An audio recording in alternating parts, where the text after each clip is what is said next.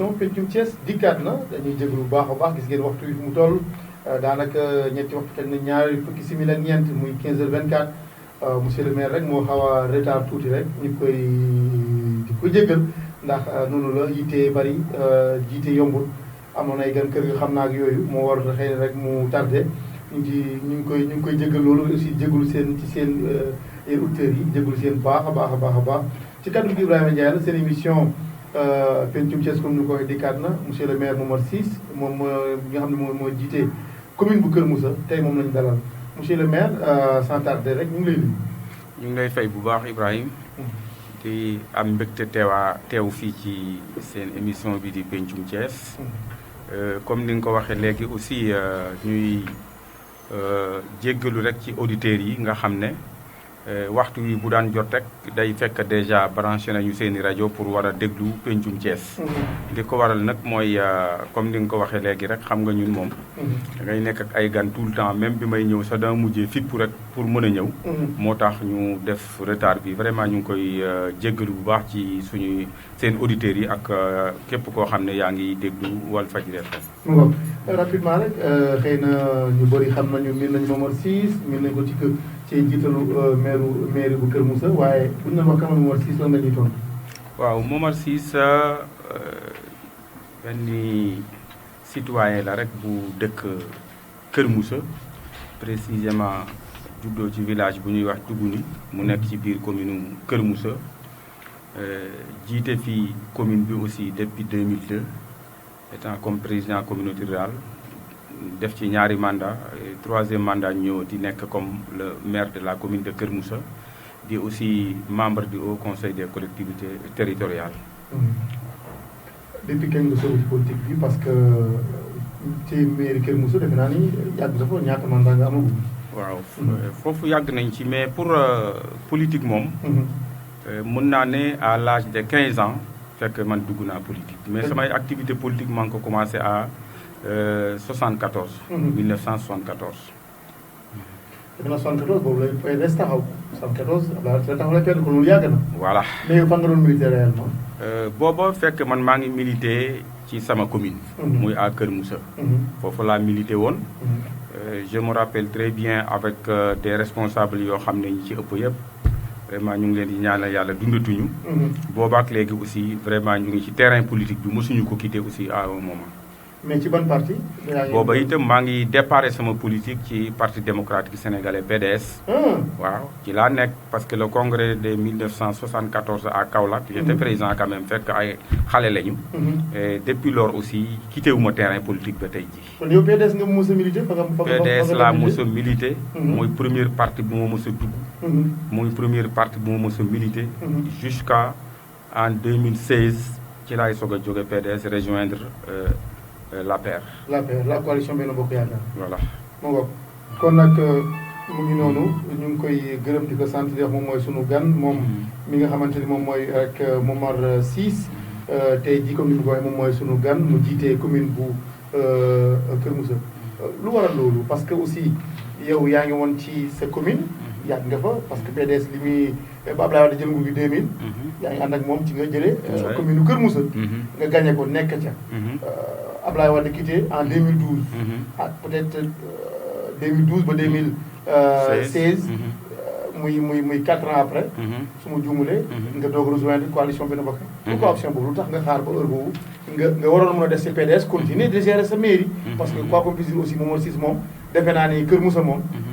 yaa fa nekk boobu ba léegi. waaw lu waral nga changé. voilà changement bi dinaa ci ñëw léegi mais balaa ma ciy agsi. en 2012.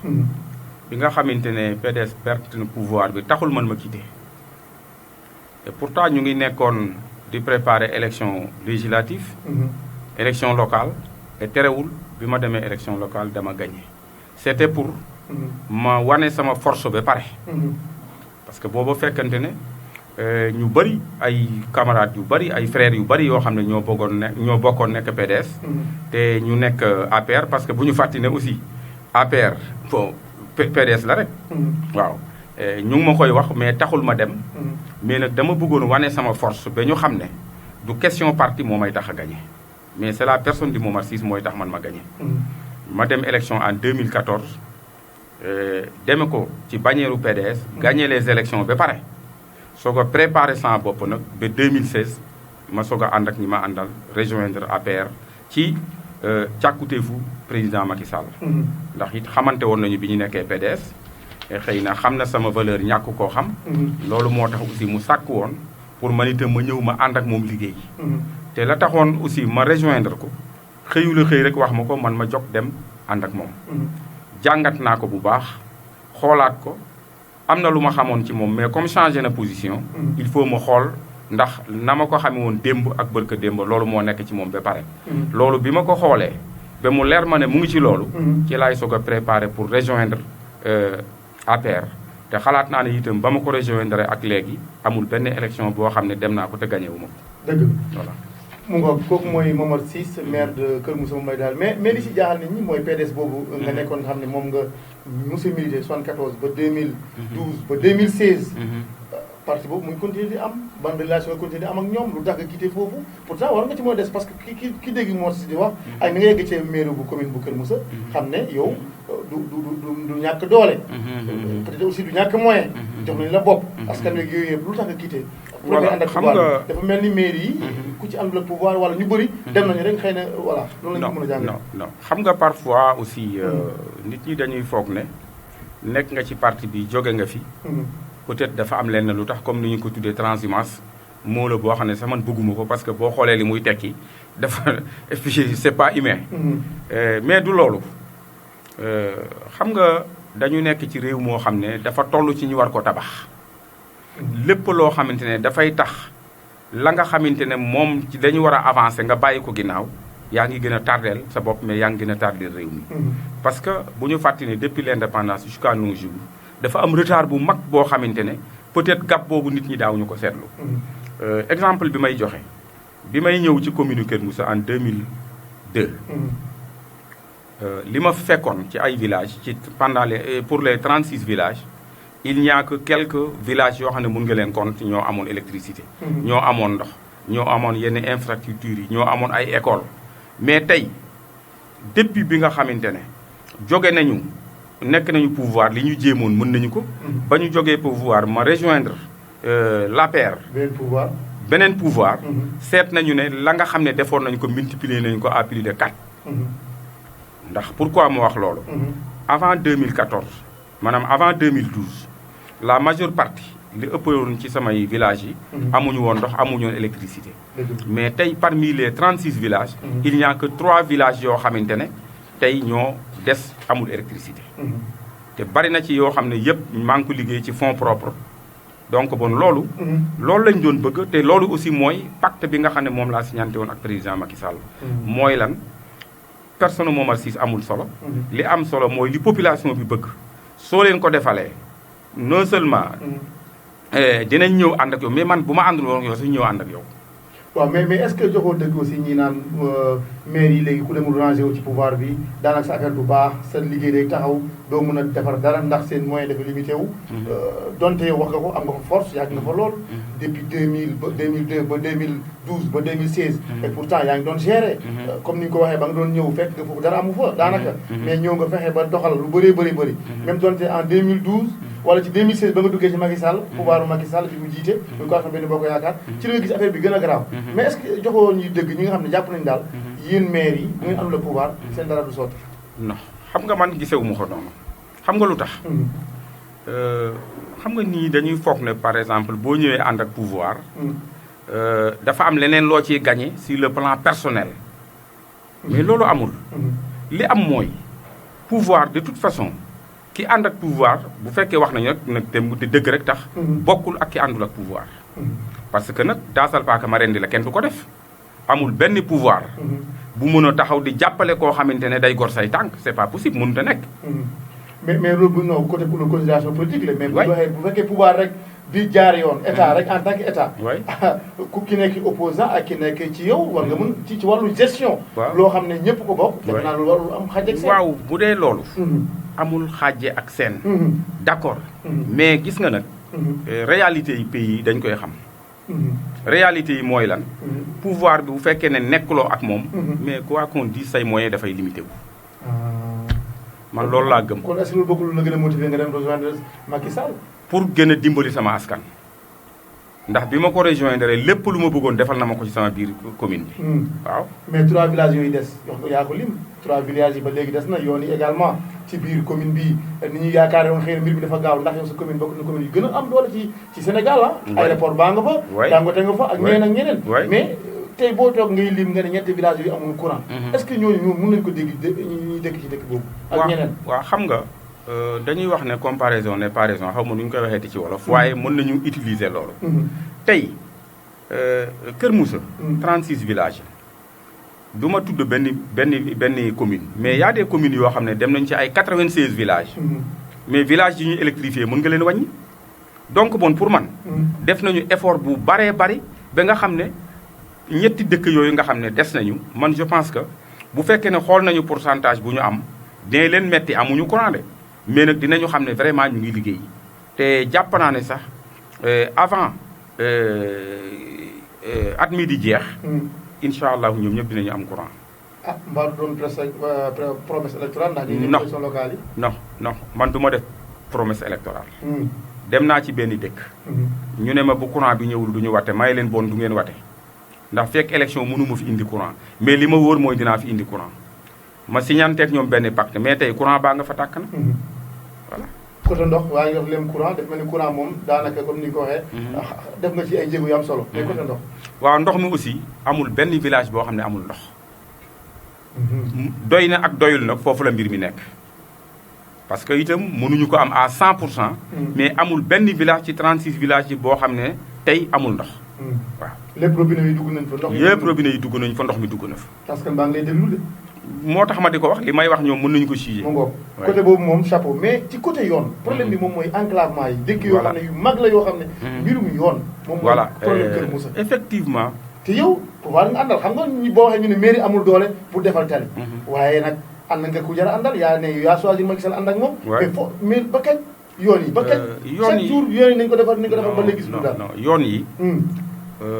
xam nga ñun dañu nekk ci commune boo xamante ne dafa nekk commune buy soog a émerger wu. parce que depuis l'arrivée de l'aéroport comme ni nga ko waxee sànq. autoroute à péage. donc dafa bari ay yoo xam ne du woon ay route nekk na ay piste yoo xam ne war nañ ko defaraat. je prends le cas de village de comment dirais-je la site de recasement nga xam ne Soun village de Soun. nga xam ne déjà mën naa ne foofu la ñu déparé di ñëw. tey piste yooyu yëpp c'est des pistes yoo xamante ne benn baaxu ci. là je suis entièrement d'accord. bon ñu ngi doon xaar PUDC mais comme ni nga ko xamee PUDC duggagul Thiès à 100%. lu tax. bon peut-être PUDC aussi bañ koy wut bi ko président di def. c'est pour ñi nga xam ne ñoo ko gën a aajowoo parce que xam nga aussi nit ñi nañuy gëm leen di nga bëgg mais kenn ku ci nekk am na ci yoo xam ne ñoo gën a jàmp ndax boo demee ci suñu mbokk yi gën a sori ci àll bi. il fut de temps amuñu ndox. amuñu courant amuñu yoon amuñu dara. donc bon ñooñu pour jëkk fa di wàcc si ndànk-ndànk man gis naa ne c'est normal mais terewul à notre niveau ñu ngi def ay efforts ak des partenaires pour que yoon yi ñu mën ko defaraat. tey diggante Landu ñëw Tuuli ñu ngi koy defar fi may wax ak yow nii. machine yaa nga fa di liggéey boo xam ne bu mucc ayib la pour que yoon yooyu mën a génn. te liggéey boobu duñu ko bàyyi tant que yoon yëpp defaruñu ko. bien que nag commune bi ay moyens comme ni ñu ko xamee dafa limité wu. ndax wàllu yoon ku ci ne xam ne dafa diis.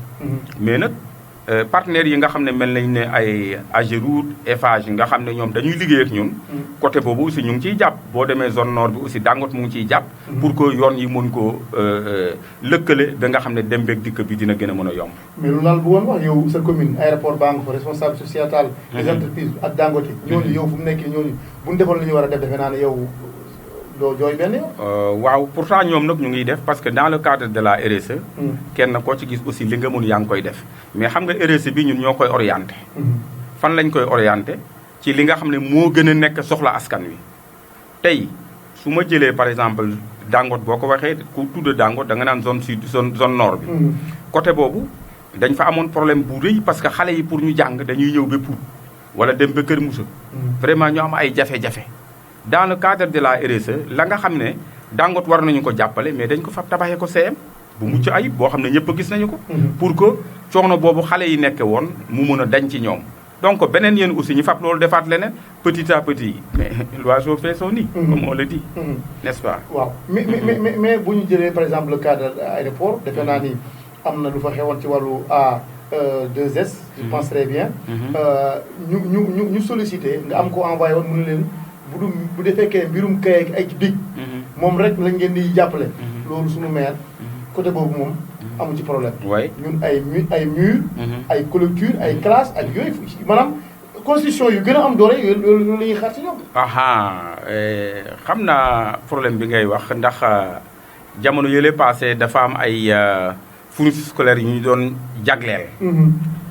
ma yebal fa sama président commission éducation. mu def fa intervention bu am solo. mooy ñun nit ki aussi boo koy dimbali da ngay seet la nga xam ne moom la soxla mais ñu jël ay cahier ay bic ay fournitures scolaires daal en somme. jàppale ñu ko. sant nañ leen gërëm nañ leen ci nag mais nag su fekkoon ne dañu laajoon ci lan la ñu soxla feneen lañ leen di orienté. parce que am na yeneen sociétés yu nekk ci biir aéroport parce que bu ñu fàttali aussi aéroport société yu bari ñoo ci nekk. am na fu ñu leen orienté am na ci ñoo xam ne tey jii ñu ngi ñuy tabaxal benn classe te chaque année dañuy def lu mel noonu am na ci ñoo xam ne tey ñu ngi waxtaan ak ñoom pour que wàllu électricité bi aussi. surtout ñi nga xam ne dañu ne ci digg àll bi. ñu mën a am ay panneaux solaires yoo xamante ne dinañu mën a bénéficier ci ay électricité. donc bon côté boobu la woon moo tax mais terewul kenn ku ci nekk. la nga xam ne yaakaar nga ne mën nga ko def yaa ngi koy def ci RSE bi. mu ngoog di fàttali auditeurs yi kii mooy Momar Ciss moom la ñu dalal tey nekk njiitalu commune bu Kër Moussa moom la ñu dalal tey seen émission Pencum Thiès ci seen Walfadjri Thiès également 88.8 la fréquence maanaam la voix des sans voix. di gërëm bu baax a baax Thiombane chargé de la communication moom it mu ngi nii ànd ak moom di gërëm également Mouhamed Khalifa Diaw nekk ci technique bi. Sidi Dieng moom it suñu doyen xam naa ne mu ngi woon taxaw fii. Sidi Walf Quotidien souvent dañuy ànd ak moom ci émission bi moom it. mooy bu mu nee jéggi si rek ci laaj yeeg yooyu yëpp. di wane ne rek lépp groupe bi benn la Sidi ñu ngi koy nuyu au passage. ak tamit Adama bu Thiès Info Seydou ñu ngi lay nuyu. di wéy ba tey ci laaj yi. di wax Kër Moussa ku ko wax xam na ne tey fu mu nekk nii ëpp la maanaam ñëpp daw nañu ñëw si. aéroport baa nga fa Dangote ak yeneen ak. maanaam Kër Moussa tey boo xoolee daanaka ci këru Sénégal ci wàllu côté boo jël rek Kër Moussa ñëpp daw ñëw si moo tax it coow la bari na fa lool ci wàllu suuf nit day am kër ñu livré ko mairie bi jox ko kayitam original keneen jóge fële mu commencé tabax keneen jóge fële ñoo ko danga non bii ngay tabax nii day maa ko moom mu ne ko noo ko moomee mu génne kayit bu mel ni moom bi mu moom maanaam ku nekk indi génne sa kayit original ne man maa moom te ki koy livré muy kenn nit muy mairie bi te yow nga jiite ko loolu la nga ciy wax muy problème fausse. bon loolu xaw na ma jaaxal bu fekkee am na fa. néew ma nag amul. mais xam nga commune bi avant muy nekk communauté rurale la woon. tey wax nga ko ñëpp a ngi daw wuti Kër Moussa mais foncier bi benn problème amu ci foncier bi le maire en personne moo ko téyel boppam. parce que xam nañu lan mooy foncier tax na ba amuñu woon le plan directeur liggéeyuñ ci woon mais tey am nañu le plan directeur boo xamante ne ci la ñuy liggéey tous les lotissements yi nga xamante ne moo nekk ci biir commune Kër Moussa commencé nañu di def lu ñoo tuddee plan de restructuration boo xam ne ça va nous permettre en conformité avec le plan directeur déjà schéma directeur bi nga xam ne moom la ñu tëral pour que ñu régulariser toutes les situations yi nga xam ne mu ngi fi te loolu bientôt je pense que ñi nga xam ne ñoo fa am ay terrain ñu ngi commencé gis les résultats parce que pas mal de lotissements yoo xam ne déjà régularisé nañu ko autorisé nañu ko pour mën a permettre nit ñi pour que documents yi ñu yor ñu mën ci am seen bail pourquoi pas mën ci am seen titre foncier. donc bon ñu ngi ciy def liggéey boo xamante ne xëy na pareegul mais bientôt nit ñi dinañu xam li ñuy liggéey lan la. en ce qui concerne parfois damay dégg ñuy wax ay problème foncier. mais peut-être mën na am nag ci entre ay nit. mais problème foncier typiquement dit amul au niveau de la commune de Kër Moussa. par exemple problème coowal famille fili beeg yooyu fu mu toll. voilà xam nga loolu. c'est des choses yoo xamante ne souvent nit ñi dañ ciy aventuré wu. ci loo xam ne xamuñu nan la demee. le cas de Filfili c'est un dossier boo xam ne c'est ce que nous appelons les titres fonciers dormants des titres fonciers yoo xam ne ça date même avant l'indépendance. ay 1957 ay 1957 nangam ak nangam. que nit ñi fi nekk xamuñu woon sax ne fii titre foncier ñu nga fa. ndax ku nekk ci benn tool jëmbat fa ay mango jur fa ay doom ñooñu ba am ay sët nga nekk ca tool ba xam nga xamul woon sax ndax fii titre foncier la. parce que jamono yooyu aussi bu ñu fàtti ne fekk jëfandukaay matériels yi am léegi amul woon. dëgg am na titre foncier fan la tàmbalee fan la yem xaw ma ko. dëgg mais li ma wóor mooy. titre foncier bi nee nañu am na. pourquoi ma ne nee nañu am na. mais service technique de l'État ñu ngi fi génne nañu. un document boo xamante ne wane na ne titre foncier bi existé na mais man foofu toujours sama wax mooy nañ ma ne fii la tàmbalee fii la yem en ce moment là ma xam lan laa war a mën a def. mais ba léegi kenn mënu ma wax ne fii la tàmbalee fii la yem. néew ma amul. way droit réel bi gis naa ko laaj naa ko jox nañu ma ko mais techniquement parlant mënu ma la wax ne fii la tàmbalee fii la yem. donc bon loolu lu ñu war a seetaat la. ñaareel ba aussi mooy comment faut-il que nit ki am benn titre foncier bàyyi ko fi.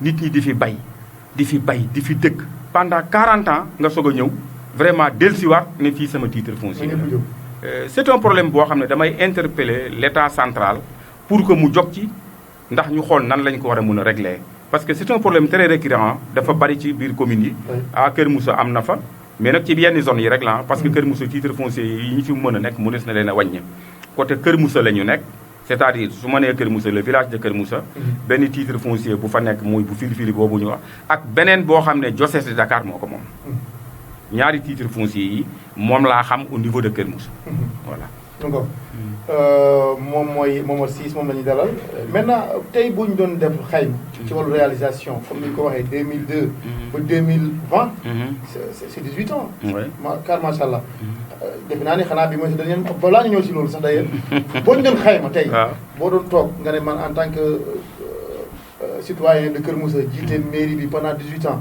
soo doon def bilan tey lan ngay wax est-ce que vraiment di nga fier ci li nga def waaw dinaa am fierté trop pour def bilan te d'ailleurs xalaat naa ne sax dinaa wax samay conseils ñu organiser ko benn penc boo xamante ne tous les chefs de village les ASC les GPF même les imams ñu def benn rencontre boo xamante ne c'est pour faire un bilan commencé ko ci fa ñu fekkoon commune bi ci budget fañ ko fekkoon ci ay infrastructure fañ ko fekk woon ci ay équipement ñu xayma ko de 2002 à nos jours yaakaar naa ne loolu bu ñu ko defoon tey dinañu gis ne dinañu wax ne ay la yàlla yéwén fa ñu fekkoon commune bi ci wàllu budget ak fi ñu ko indi tey fañ ko fekkoon ci wàllu équipement fañ ko fekkoon ci wàllu développement ak fi mu nekk tey bokkul. mais monsieur le maire tamit àdduna day dox 18 ans. waaw kooku waxambaane ku ci judd nekk nga waxambaane ku ci jigéen tamit sëy nga ci. c'est normal aussi bi dem. waaye am na ku ci judd ba léegi te amalul kenn njariñ ma nangul lool. am na ku fi nekk 18 ans ba léegi. buñ ko jàppalewul. mais ku ñu jàppalewul amul. waaw mais xam nga yow musoo toog yow kese nga dem ak sa bopp. chaque fois waa ngay àndal. 2002 ba 2012 comme ni nga ko waxee. ba 2016. xëy na ñaari at nga toog wala ñetti at yoo xam ne. nekkoo fenn. maanaam nga wane sa force wane sa doole comme ni nga ko waxee. mais bul fàttali ni si PDS nga nekkoon ci ab. d'accord. moyen boo bëgg ñu jox la ko. non c'est pas parce que moyen bu ma bëgg ma def ko. parce que nag bu ñu fàtti ne li ma fi réalisé nekkul ne état moo ma ko jox état bi dinay def mais man damay def tey mun naa laa wax ne bari na loo xamante ne réalisé na ko mais sur fonds propres laa ko réalisé wala avec des partenaires.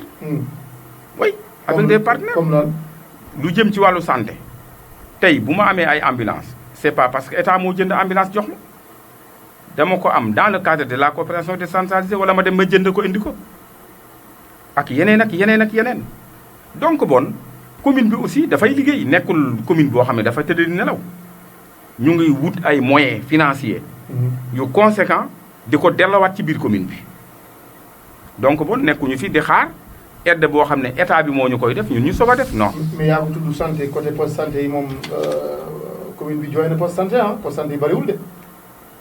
waaw mais il faut ñu xool nag situation commune bi. il y a 2 postes de santé yu fa nekk.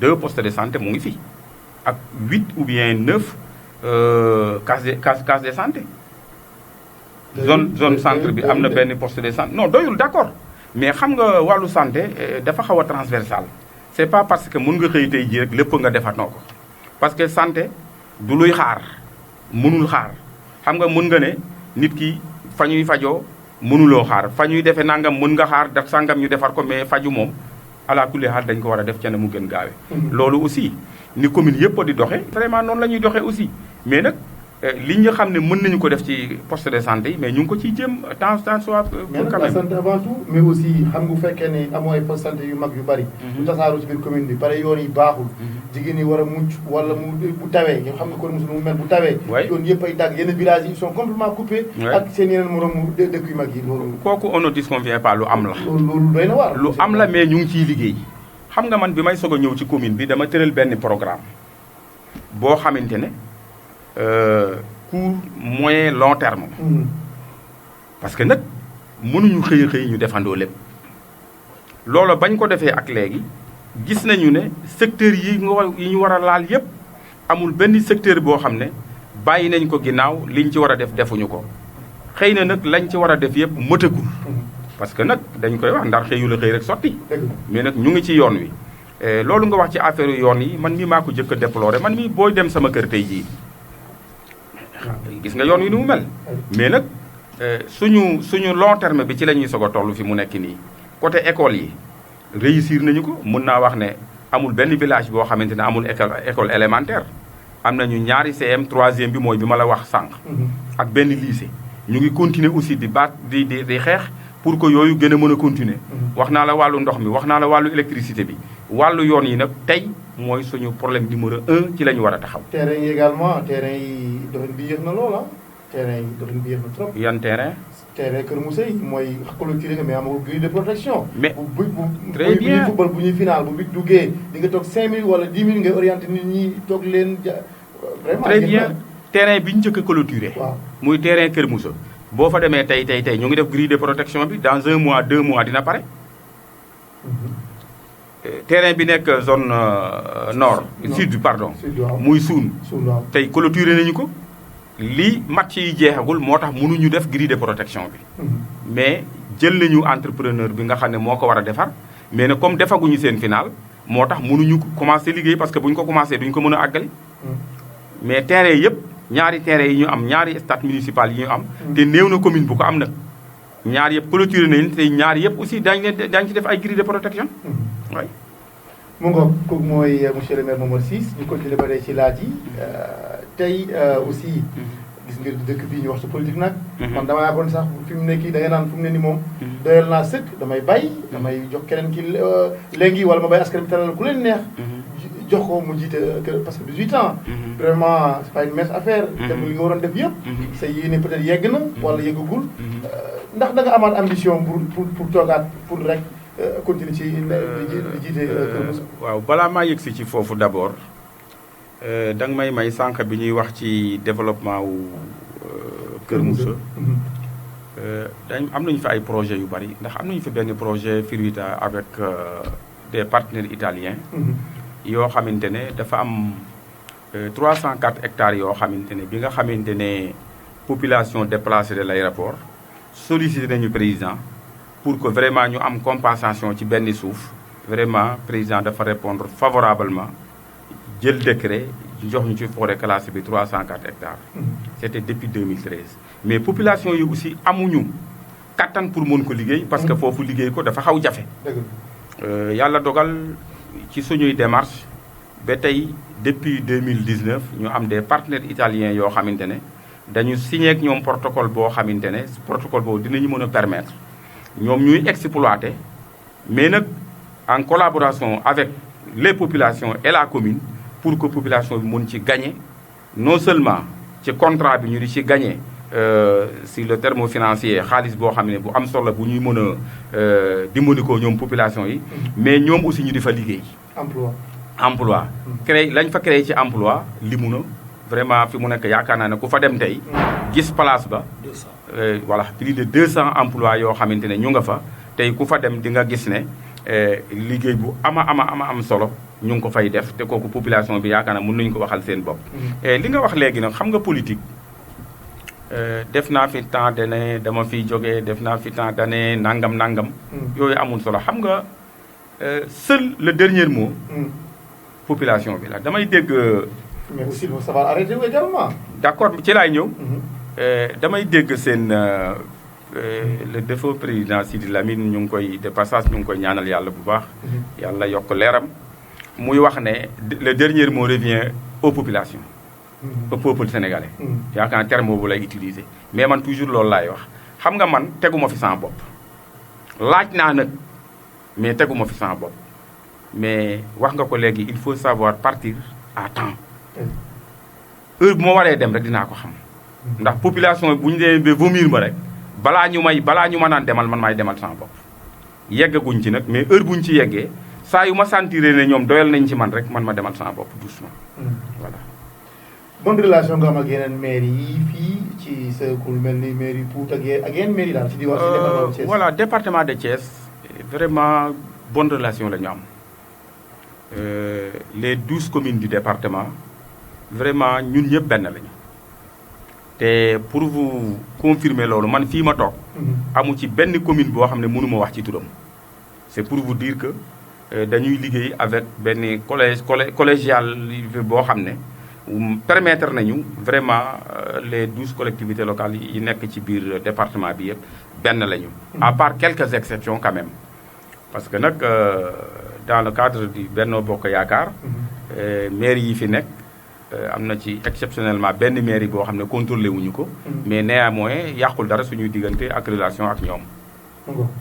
yow yaa tudd sax coalition boobu muy Benno Bokk Yaakaar mais temps yi day dafa mel ni. yaakaar nag muy bëgg a yaakaar ko parce que aussi. ñii buñ ne waaw président war na am 3e mandat ñeneen ñu ne déet. ku ko wax nga lu ëpp. président dafa war a jeexal. dafa war a dem. loolu lan mooy sa position. waaw sama position foofu mooy position président xam nga président li mu wax leer na. n'est-ce pas. ci rajo yi la ko wax. lu mu wax ngeen enregistré ko. lu mu wax ngeen filmé ko n'est-ce pas. lan la waxoon. non question boobu man bëggumoo ñu di ma ko posé mais kenn ku ci nekk posé ko sa bopp. vidéo yaa ngi fi. li président waxoon. télé yaa ngi fi li président waxoon archive yaa ngi fi. mais nañu dellu foofu mu jeex. moo tax réponse bi mu mujjee joxe man moom laa d'accord. nekk fi naan damay def 3e mandat 2e mandat yu kenn xamul. tey li nga xam ne moo war a nekk yitte président war a nekk yitte képp ko ànd ak moom. fexe ba li tax nit ñi fal la nga liggéey loolu ba ñu yeggee ci loolu bu ñu yeggee ca loola mais peuple bi mooy àtte. peuple bi mooy àtte loolu moo gën a gaaw toog fii di tergiverser 2e mandat nangam. et pourtant malgré waxu ko coow li commencé na. mais coow li kan la est-ce que dégg nañ ko moom mu wax ci. waaw non xam nga dafa ne su ma nee waaw. waaw. samay ministre rek wala ñu ma àndal. way dootuñu liggéey. way su ma nee déet. way dëkk bi tàkk. waaw mais nii. waxul waaw waxul déet comme ni waxuma wii waxuma non mais teewul. yéen seen biir. xam nga ñeneen ñi de yéen seen biir. coalition Benno Bokk Yaakaar. yéen a nekk di fu mu ne nii tamit di dem. waaw xam nga politique moo demee noonu xam nga en matière de politique aussi.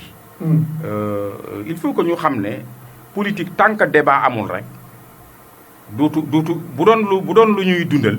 damay wax ne débat politique mooy li nga xamante ne débat contradictoire je veux dire mooy li nga xam ne mooy dundal politique tant que loolu amul nag politique bi du mën dund.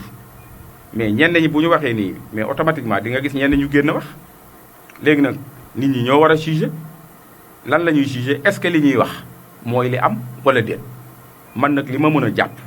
li président wax président Macky Sall la mu taxaw wax ko jusqu'à preuve du contraire man loolu laa gëm loolu laa jàpp. moo tax question boobu man du ma ci sax répondre. maanaam du wax wii du wax noonu. waaw du wax wii di wax noonu parce que la mu waxoon wax na ko ba pare. la mu waxoon dellu leen seen i archives. yéen yore ngeen ko mais yow gisoo ni moom fu mu ne nii moom war na dem jeexal na quoi. su fekkente ne constitution bi. moom la wax. moom la wax. mais dafay dem su fekkee ne waxu ko ñu seet beneen affaire te man li ma gëm daal mooy kaddu ga mu waxoon daal man moom laa gëm. jusqu'à preuve du contraire lan la constitution bi wax. dafa war a jeexal. xam nga constitution kenn ku ci nekk man du ma juriste nag ñu baal ma ci li may wax sax d'ailleurs damay def rek sama analyse bu bopp. mais kenn koo ci gis. kenn koo ci gis ak yow na nga koy interpréter. xam nga dañuy wax ne toujours benn article dinañ ci jàpp ni tëj ko. benn article même article bi avocat dina ci génne nit. c'est ça loolu rek mooy politique. mais foofu ci côté pénal mais lii constitution moom moo tax a wax lu leer nañ. waaw mais constitution bi la mu wax. bu fekkee ne leer na tey. boo wooyee juriste yi gën a màgg Sénégal ñoom ñu bokkuñ ci gis-gis. ce matin rek maa ngi ciy lire ñaar kenn koo xam ne kii ne na président constitution bi d'après ni ñu ko defee ci esprit bi kenn mënu ko génne ci mu war a def 4e mandat. kii 3e mandat. kii ne mënul nekk. c'est des juristes. man du ma juriste fan ngay féete nag yow. man fa may féete mooy li président wax foofu rek laa féete. d'accord voilà. kon nag kooku moom mooy rek le maire de Kër Moussa Momar Ciss ñu ngi koy bëggee bu baax a baax gis nga ñeenti waxtu yi sax jot na waaye dañ ci ñambaas tuuti rek xam nga noonu la bu ñu la déplacé nga ñëw ba fii nangul ñu invitation bi également. waaw ñu xaaw a bal ndax ak retard yi ak gan yeeg yooyu. voilà ñu ñëw rek ci wàllu dëkk bi vraiment métti na responsable nga bokk ci coalition Benno Bokk Yaakaar. crise sociale bi crise des valeurs agression bi rey yi. dëkk bi daal métti na loolu lan nga ciy wax monsieur le maire. xam nga man damay dégg ni ci di wax ne dëkk bi métti na dëkk bi métti na te li ñuy wax ne dëkk bi métti na yépp li usine ciment yi di liggéey doyul. usine yiy liggéey ciment. waaw. usine yiy liggéey weñ. waaw fer yi. ak maanaam matériel de construction yi. mënuñu liggéey lu doy. te saa yu ñu xëyee ñu ne dëkk bi métti na. oto yi nekk ci dëkk bi malgré autoroute à péage yi am yépp pour nga dugg Ndakaaru tey la gën a metti te ñooñu ñooy taxaw di wax ne dëkk bi metti na man dama yaakaar ne ñiy wax ne dëkk bi metti na war nañu wax ci ban boor la mettee. xam nga man li may bëgg mooy toujours nañu def fa ñu nekkoon démb ak fi ñu nekk tey parce que nag mënuñu xëy di tabax réew tabaxin boo xamante ne dañuy xëy rek lépp parendoo wala boog ñëpp dañuy nekk ci ay façon dundin woo xamante ne xëy na bon ñuy wooye les nanti mais man gisewuma noonu réew bu ñu ko bëggee tabax il faut que ñu takk suñuy biir ñiy wax ne dëkk bi metti na mais ci ban côté nañ ma ko wax. waaw mais bu fekkee ni lu ëpp ci Sénégal yi. bu fekkee ni dëkk bi neex na sentiruñ ko. aussi wala boog bu fekkee ni comme ni nga ko waxee. ciment bi doyul fer bi doyul dafa mel dafa doxee boor monsieur le maire. mais nu mu doxee boor. ah loolu kay moom laa laaj nii. mais est-ce que doxewul boor. au Sénégal ñaata fonctionnaire la am par rapport ak population bi fi ne est-ce que fonctionnaire rek mooy tabax kër est-ce que ministre rek mooy tabax kër wala député rek mooy tabax kër li ëpp ci li fi nekk yëpp ce sont les hommes d'affaires ñoo koy def ñoo koy tabax. ñi nga xam ne profession libérale la ñu yore ñoo koy def amul benn fonctionnaire boo xamante ne mën na fi dajale 20 millions wala 30 millions amul fan la koy jële donc bon tey bu ñu waxee ne dëkk bi metti na mais nañ ma wax ci fu mu mettee parce que bu ñu nee dëkk bi metti na dañ ciy génne politiciens yi génne ci fonctionnaires yi ak yu kenn xamul mais tey fonctionnaires yi ñoo gën a nekk dans le besoin politiciens yi ñoo gën a nekk dans le besoin parce que lan la ñu yor man mii tey jii maire commune Kër Moussa nekk membre du haut conseil des collectivités territoriales mais pour joindre les deux bouts dafay jafe ci man donc bon nit ñi dañu war a def benn analyse moo dal ñi nga xam ne jàppuñ ci dara moo tax ñuy dëkk bi métti te boo defee pour ak contre ñi nga xam ne xëy na moom la dëkk bi xawtane si ñoom ñi dëkk bi métti si ñoom moo gën a métti ensuite ñambas naa si crise des valeurs bi aussi mooy dinaa ci ñëw léegi crise des valeurs bi man d'accord naa ci parce que li nga xam ne mooy am Sénégal tey bokkul ci suñu aada li nga xam ne moo fi am tey dara waralu ko aussi lu mooy nit ñi yaroo seen sago parce que nag Sénégal da di dëkk boo xamante ne dañu tàmm loolu wax baatu bon naa ko bàyyeeg yàlla baax na doomu diw la kilifa diw mooy kilifam taalube ma Samba la taalube ma Demba la tax na ba yooyu nga gis dafay yokki indi ay haine ci biir dëkk loi bi ñëpp dañu war a yem ci kanamu loi man loolu laa gëm mais loi bu demee ba ñu naan diw kat doomu kilifa la bon nañu def nangam mais kooku loi amatu fa kooku mën na tax sax ña nga xam ne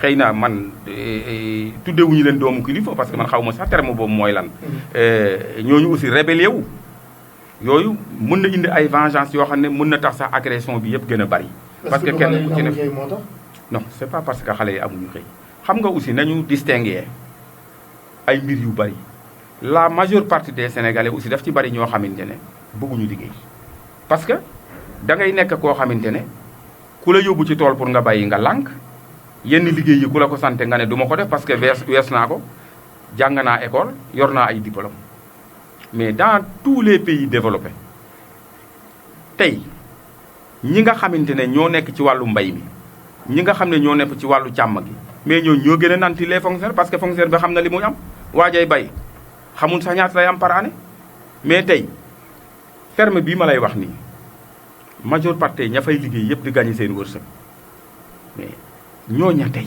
nangu nañu liggéey foofu mais y a des gens yoo xam ne pour des raisons ñoo xam lu pourquoi boo leen fa yóbboon tey ji pour ñuy liggéey foofu weesal nañu ko seen bopp. loolu aussi bokk na ci li nga xam ne moo tax ñu naan réew mi amul liggéey kenn nanguwul bay kenn nanguwul sàmm mais lan la ñu bëggati. boo dee ñenn ñi bu ñu leen yóbboo pour ñu def la woon tey nit ñi comprendre nañu gars yi dellu nañ ci tool yi mais da nga dul am ndox wala tool yi jafe naa jot ak yeneen nit ñi comprendre ni léegi affaire bi ci suuf si la de. non tool yi jafewul jot li fi nekk mooy da ngay gis koo xam ne day ñëw mu ne dama bëgg a bay utub tool xam nga lu tax mu wut ko. amub kayit dem ca banque mu jox ko ay millions dem feneen jënd fa ay immeuble wala jóge fi dem bitim réew kooku bayul te loolu moo fi bari. loolu moo fi bari nit ñi bu fekkee ne bëgg nañu liggéey état bi mënul jox ñëpp liggéey mën nañu wutal nag ay facilité pour que ñu mën a am liggéey. am na ci état waxoon de loolu ci 5000 emplois par an. mais loolu su ko dee wax. waaw su ko dee wax. nekkul ne fonction publique moo tax ñuy wax. tey man mun naa joxe benn chiffre léegi wax nañu ko 200 emplois yoo xamante ne ñu ngi liggéey fii mais loolu mun nañu ko comptabiliser ci emplois yi nga xam ne. état doon na ko wax parce que foofu état bi moo ma jox possibilité ma mun ko exploiter ba tey ay xale di ci liggéey ak ay mag ay boroomi kër di fa liggéey mais c'est pas parce que bu ne dinaa joxe temps d'emploi ñëpp dañuy dem fonction publique mënul nekk c'est pas possible mënul nekk voilà. mu ngoog mais wax nga ko emploi aéroport bi lan lay impacté ci wàllu emploi ci sa commune. AIBD. AIBD. parce que gën naa xale yi di mer rek. ñu ne ñoom waaw waaw xam nga. te yaa leen jiite nag. waaw man maa leen jiite li ñu wax yëpp d'accord naa am na fu may d'accord ak ñoom mais am na fu ma dul d'accord ak ñoom ndax mos naa ko wax ci benn waxtaan aéroport bi nekkul bâtiment bi mooy lu bees bu ñu fàtti ne aéroport moo fi nekkoon ñu jële aéroport boobu indi ko yàq ko fii am ña fa nekkoon doon liggéey mais dañ leen a indi fii donc xëy na li mu nekk aéroport boo xamante ne vraiment de dimension internationale la fa nekkoon ci ay poste yokkeeku na loolu moo tax ñenn ñi mun ci am emploi mais la ñu foogoon defe ne bu ñëwee rek day dal di commencer di recruter pour personnel bu fay nekk loolu mënul nekk noonu mais tant soit peu ñu ngi gis ne vraiment ñu ngi am quelques emplois yoo xam ne ñu ngi ko fiy am parce que emploi wu aéroport c'est pas parce que l'aéroport typique parce que boo demee aéroport beaucoup de services ñoo fa nekk services yooyu aussi ñu ngi collaborer ak ñun tant soit peu bu doon kenn ñaar ñett parfois am yu ñu jël ñu nekk fa tey bari nañu fa nekk mais boo leen laajee jas la ñu jóge wala Kër Moussa la ñu jóge ci station yëpp nag. néew na de.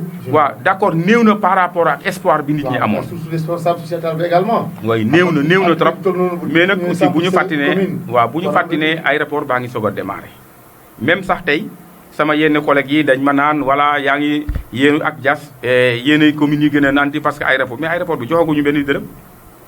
moom kay joxaguñu benn dërëm. mais nag lu ngeen di xaar pour ñu jox leen lu ngeen di xaar. voilà loolu nag bon ñu ngi liggéey ci dossier yooyu mais bu ñu jàppane rek ne aéroport bi dafa ñëw rek indi ay millions di ñu ko jox amul demewul noonu dans le cadre de la RSE nag ñu ngi ciy liggéey ak yeneen yoo xamante ne jàpp nañu ne au bout du fil au bout de quelque temps yu bëree bëri vraiment am nañu yaakaar ci ne dinañ ci mën jot voilà. ci wàllu terre bi dafa mel ni dina jaar sa commune bu dem ay waaw tey fi may wax ak yow sax dafa mel ne commission de recensement bi ñu ngi war a nekk côté Tuuli jëm si Landu parce que foofu la war a jaar continuer dem jaar suun dem fële aéroport vraiment. mooy def ak les impactés encore rek dinañ indiwaat coow de. ñi nga xam ne laal seen i tool ñi seen i kër ñi seen i du indi benn coow. pare nga ci lépp. bien sûr parce que dañuy def recensement kenn koo ci gis la nga xam ne moom la yoon warloo ak yow mu def ko te aussi nit ñi nañu xam ne suuf bi suufu domaine national la. droit d'usage la ñu am ci kaw suuf si du lu ñu moom quand on dit domaine national mooy loo xam ne man Ibrahima Ndiaye Thiombane ñun ñoo ci yem personne n'a le droit de les vendre kenn amul droit di ko jaay da nga am droit di jaay da nga fa doon bay say tool impacté na ko ñu recensé ko la yoon wax ne moom lañ lay fay ñu fay la ko wala da nga fa doon dëkk impacté na ko ainsi de suite loolu mooy li nga xam ne parce que nit ki aussi booy wax waxal dëgg te état bi vraiment ñun mënuñu lu dul remercier quoi parce que def na lu ne pour que vraiment population bi aussi bañ a loru voilà mu ngoog 16h10 kon nag ñëw nañu daanaka ci cappaandaw émission bi xëy na li ñuy mujjee wax rek mooy ci wàllu tamit collaboration maanaam mairie bu commune bu Thiès ak Walfadjri gis nañu boobu ba léegi lu xew Thiombane bàyyi ñu benn yoon lan nga gën a xalaat ci loo xam ne ci wàllu collaboration ànd Walfadjri ak mairie commune bu merci beaucoup maa ngi koy wax Thiombane sànq ne ko bi may géej ñëw fii fekk xaw moon sax ne fii la ñu nekk parce que moom na comme c'est mon chargé de communication yu bari moo ci collaboré ak yéen mais Walfadjri dafa nekk station boo xam ne vraiment ñun booy seetlu bu baax di nga xam ne collaboré nañu ak ñoom te collaboration boobu aussi wax naa ko ne nañu ci def ay waxtaan ak yéen mu nekk collaboration boo xam ne bu franche lay doon bu dëgër lay doon parce que nag bu fekkee ne dëgg rek a neex ba muy jafe Walfadjri la woon fu mu mettee Walfadjri la woon fii au Sénégal ñun ñii ñëpp ku ci daawoon am jafe-jafe Walfadjri moo lay jàppale donc bon jot na nag Walfadjri ñun ñëpp ñu delloo ko njukkal nan lañu koy delloo njukkal mooy di liggéey ak moom ndax nag wax naa ko léegi ba muy metti kooku moom ak ku mu mënti doon ci réew mi ku mu mën ci doon ba muy metti Walfadjri nga doon gis tey nag station yi bari na kenn ku ci nekk yaa ngi wax mais nag nañu delloo si xel ci ginnaaw moo tax ñun lépp loo xam ne ñu ngi koy def dañ ciy jiital Walfadjri te itam fas yéene naa te it wax naa leen ko nañ ci liggéey muy sama cellule de communication seet nan la ñuy lëkkaloo ak Walfadjri di liggéey ak ñoom parce que gis nañu ne ñoom li nga xamante ne moom la ñuy def amuñu ci xàjj amuñu ci seen loolu moom vraiment chapeau à Walfadjri daal ci côté boobu. beneen question bi moom mooy ci wàllu kujje gi. lan mooy sa relation kujje gi surtout le conseil départemental. bi nga xamante ni le président réew mi Idrissa Seck moom moo ko jiite. yaa ngi ko ba nekk premier adjoint. waaw xam nga kujje gi yàlla dafa dogal ñii samay rakk lañu ñii samay mag lañu ñii samay àndandoo lañu. xam nga dafa am loo xamante ne dafa am ci kujje gi nekk Sénégal tey ak régime bi fi nekk muy régime mu Macky Sall. ñoom ñëpp bu ñu fàtte ne ñoom ñëpp ñoo bokkoon benn ndab lu ñuy sukk politique nag moo demee nii tey ba kii jaar fii kii jaar fii Idrissa Seck ñoo doon ànd di liggéey vraiment aw ma ak moom benn xaar ma yàlla amuñu ko xëy na li ma koy gis bariwul mais le vice-président Diatara sama jarbaat la sama rakk la sama lépp la bu ma amee soxla ci moom dama koy woo boo amee soxla ci man dama koy woo. mais dégg nga aussi wàllu collaboration sa mairie en tant que conseil départemental lan ngeen sekk ci wàllu. kañ sekk nañu lu bëri. sekk nañu lu bëri parce que da nga ne conseil départemental man ma bokk ci département bi. moo tax ma laaj la ko. am naa ay écoles yoo xamante ne am naa ay réalisations yu ñu fa def. lycée Kër Moussa def nañ fa ay réalisation tabax fa ay classes CM bu suun def nañ fa clôture parce que loolu mooy seen rôle ñu ngi koy doxal. parce que conseil départemental aussi bu ñu fàttali aussi ñun ci la ñu bokk ñoom dañu ko jiite rek mais ñun ci la ñu bokk. même bu fekkente ne minorité lañu fa aussi ci la ñu bokk xam nañu li ñuy def moo tax na ba vraiment collaboration bu côté boobu moom amuñ ci benn problème wax dëgg yàlla. waaw amuñ ci benn problème. donc ñëw nañu ci panneau émission bi monsieur le maire ñu ngi lay gërëm di la sant. di fàttali auditeurs yi moom monsieur le maire Momar Ciss moom lañu dala woon xëy na bu fekkulee Thiombane amul ab laaj bu ñu fàtte wala loo bëgg a wax rek. balaa ñu la jox nga tàggatoo.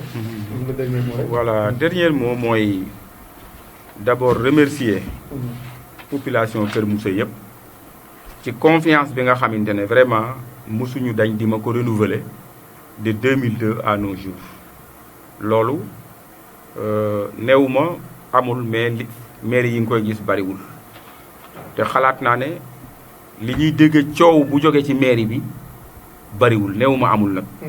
parce que li ko def yëpp mooy ñun ñëpp dañu ànd jiital intérêt commune bi xam nga bu ñu jiitalee intérêt commune bi rek liggéey bi dafay dal di yomb ba tax na vraiment population bi yëpp dama leen di sant gërëm leen.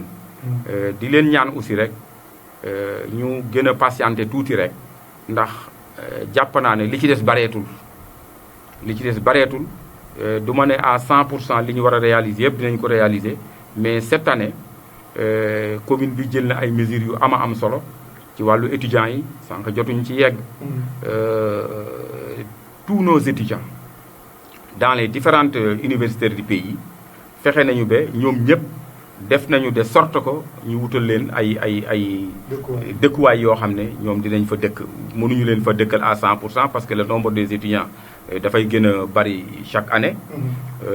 barka démb rek lañ ma wax sax ne fii à Thiès nos étudiants trouvé nañu benn immeuble chargé naa le président de la commission pour mu régler ko Ziguinchor jusqu'à Saint-Louis, Bambey et tout. Vraiment tous nos étudiants ñu ngi def tout pour jéem leen jàppale non seulement jox leen ay dëkkuwaay mais jàppale leen ci ay ticket jàppale leen aussi ci fi ñuy tëdd yooyu aussi ñu ngi koy def dans les écoles aussi def nañu lépp pour que yi amul ndox am ndox yi amul sanitaire ainsi de suite bëgg nañu aussi ren jii ci wàllu cleaning day bi nga xamante ne président santaane na ko ñu ngi ciy def suñu liggéey lu ñu mën pas plus tard que la semaine dernière rek ñu ngi ci semaine à venir aussi ñu ngi ci pour que vraiment directive boobu nga xam ne président wax na ko te mu fekkoon ñu ci aussi ñu gën fexe ba dëkk bi gën a set dëkk bi gën a yaatu en tout cas ñu ngi leen di sant bu baax di leen gërëm. jërëjëf yéen tamit auditeurs yi kenn du yéen jërë ngeen jëfati kaddu gi Ibrahima Ndiaye la woon dalaloon monsieur le maire Momar Ciss nekk tamit membre ci au conseil de collectivité territoriale moom lañu dalaloon tey ànd ceeg moom it ki yooyu yor rek ci wàllu communication muy combaan aada jërëjëf Thiès Info Khalifa Mohamed Diaw ci technique bi jërëjëf doyen Sidi Dieng xam naa ne ñàkkul ni moom it dafa am lu ko rek ci yeneen yu mu dem moo tax gisaatuma ko après waaye juuxoon na fi léegi mu ngoog kon nag mbokk yi jërë ngeen jëf beneen samedi ak beneen invité